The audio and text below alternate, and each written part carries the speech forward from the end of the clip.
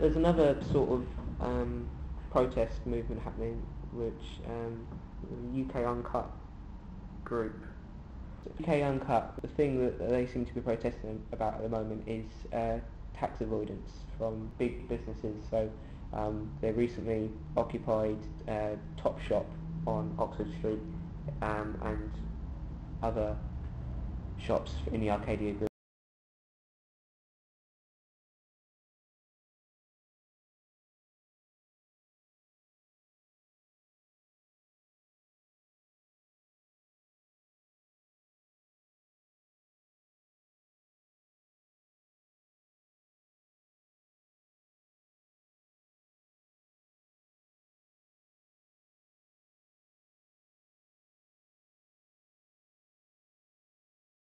Because Sir Philip Green, who's apparently a Tory advisor on something, probably Yeah, his it's all about their business. business because Yeah. yeah. Which is laughable in itself because apparently he's. It's not even his business though. Technically, it's his wife's Yes, business. yes, that's what it was. It was 1.2 billion pounds in dividends that's gone to his wife in Monaco because she's the legal owner of the company or something like that. So he's advising the government on business issues, but he's not paying the tax for the businesses he owns in Britain.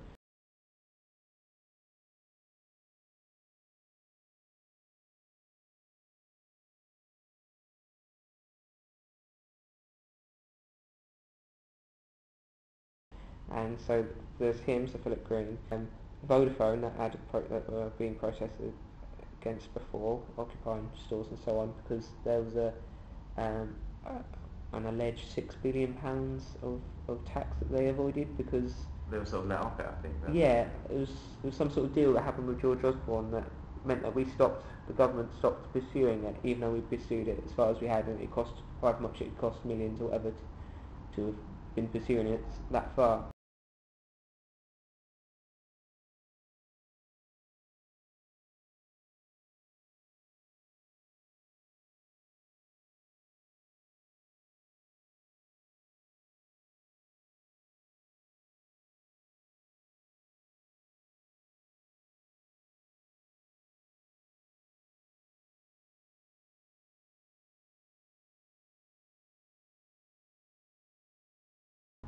And the argument that I keep seeing when I read about these different protests, these UK Uncut protests, is that money, all these billions, is we're not getting that, or we're cutting that much from our public services. So if we had pursued that, we wouldn't need the cuts to public services.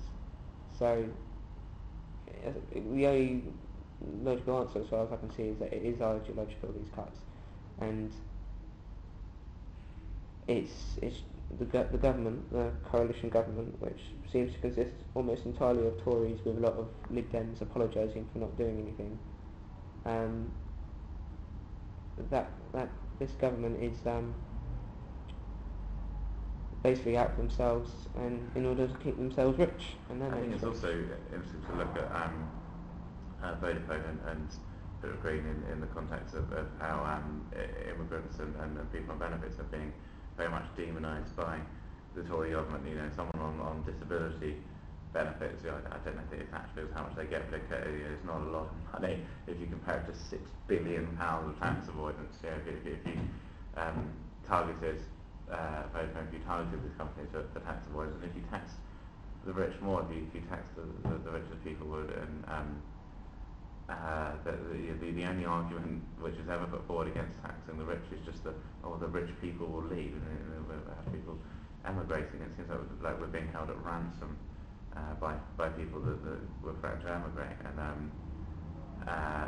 it just seems so absurd to demonise people on benefits and to demonise immigrants or asylum seekers, because the real people that are scrounging from the taxpayer is the very rich, is these massive companies that are the benefit scroungers. Yeah, it's interesting you mention that because I was on probably a Facebook group or something for this UK Uncut campaign against Philip Green, and they mocked up a poster of his head on the